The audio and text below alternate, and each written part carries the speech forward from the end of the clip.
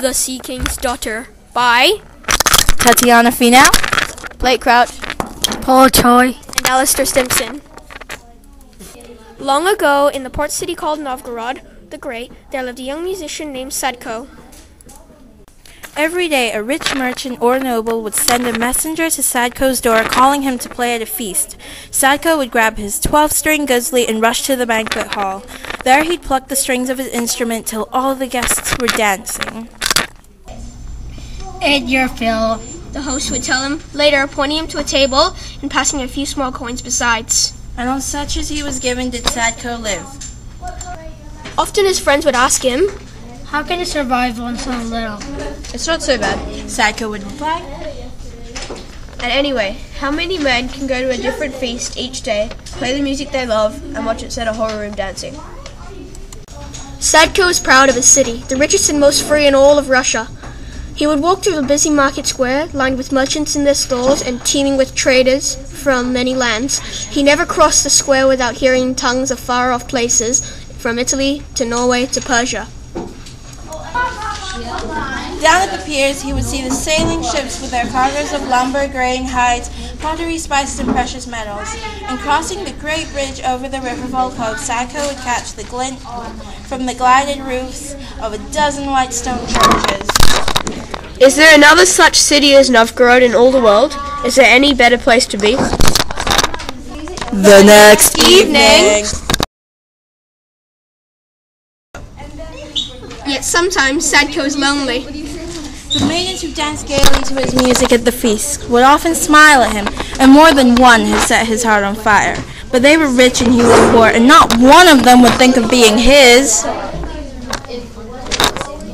One lonely evening, Sadko walked sadly beyond the city walls down along the broad river Volkhov. He came to his favorite spot on the bank and set his guzli on his lap. Gentle waves brushed the shore, and moonlight shimmered on the water. My lovely river Volkhov, rich man, poor man, it's all the same to you. If only you were a woman, I'd marry you and live with you here in the city I love. Sadko plucked a sad tude, then a peaceful one, then a merry one. Tinkling notes of the guzli floated over the Volkhov. All at once the river grew rough and strong waves began to slap the bank. "Heaven help me!" cried Sadko as a large ship rose from the water. Before him stood a huge man with a pearl-encrusted crown atop a flowing mane of seaweed. Magician, behold the king of the sea. To this river I have come to visit one of my daughters, the Princess Volkhova. Your sweet music reached us on the river bottom, where it pleased us greatly. "Thank you, your majesty." Soon I will return to my own palace. I wish you to play there at a feast. "Gladly, but where is it, and how do I get there?" Why, under the sea, of course. I'm sure you will find your way. But meanwhile, you need not wait for your reward. Something large jumped from the river and dropped on Sadko's feet. It was a fish with golden scales. As Sadko watched in amazement, it stiffened and turned to solid gold. "Your Majesty, you are too generous." Say no more about it. Music is worth far more than gold. If the word were "There!" you'd have your fill of riches. And with a splash, he sank in the river and was gone. The next morning. The next morning, Sadko arrived in the market square just as the stalls were opening. He quickly sold the golden fish to an astonished merchant. Then, hurrying to the piers, he booked his passage on a ship leaving Novgorod that very day. Down the Volkhov the ship sailed, across Lake Ladoga and the Gulf of Finland, and into the Baltic Sea. As it sped above the deep water, Sadko peered over the rail. In all the wide sea, how can I ever find the palace?" Just then, the ship shuddered to a halt. The wind filled the sails, yet the ship stood still, as if a giant hand had grasped it. The captain cried out to his crew. It must be the king of the sea. Perhaps he seeks tribute or someone among us.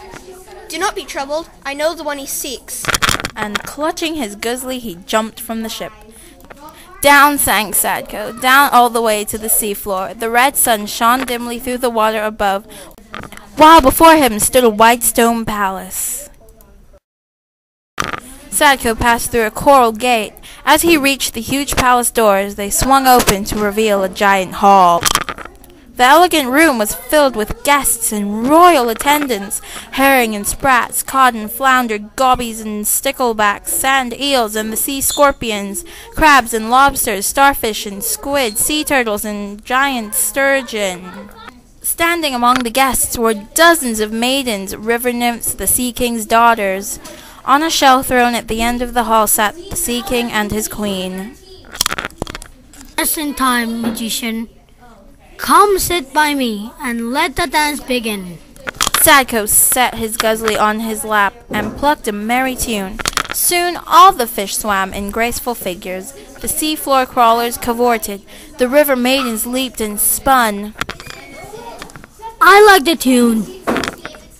The king jumped to the center of the hall and joined the dance. His arms waved, his robe swirled, his hair streamed, his feet stamped. Faster, play faster. Sadko played faster and the king's dance grew wilder. All the others stopped and watched in awe. Ever more madly did he move, whirling faster, leaping higher, stamping harder. The sea queen whispered urgently, "Musician, end your tune. It seems to you the king merely dances in his hall, but above us the sea is tossing ships like toys, and giant waves are breaking on the shore." Alarmed, Sadko pulled a string till it snapped. Snap! Your Majesty, my guzli is broken. A shame. Said the Sea King, winding to a stop. I could have danced for days, but a fine fellow you are, Sadko. I think I will marry you to one of my daughter and keep you here forever. Your Majesty, beneath the sea, your world is low, but this is not my home. I love my city of Novgorod. Say no more about it. Now, behold your bride, the Princess Volkova.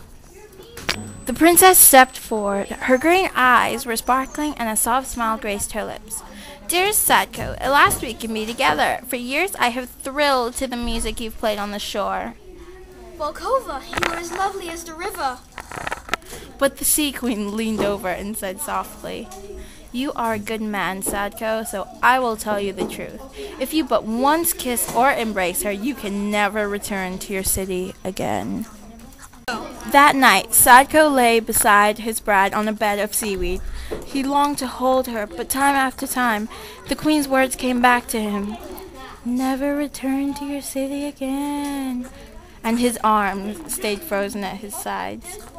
"Dearest, why do you not embrace me?" It's the custom of my city. We never kiss or embrace on the first night. "Then I fear you never will." And she turned away. When Sadko awoke the next morning,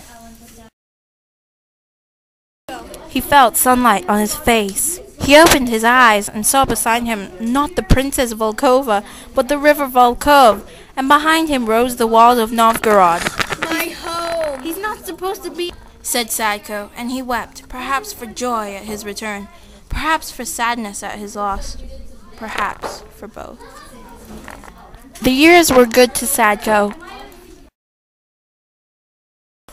With the money that remained to him, he bought a ship and goods enough to fill it, and so Sadko became a merchant, and in time the richest man in Novgorod. What's more, he married a fine young woman and raised a family.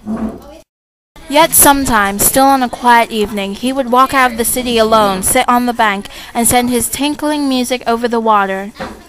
And sometimes, too, a lovely head would rise from the river to listen. Or perhaps it was only moonlight on the Volkhov. The And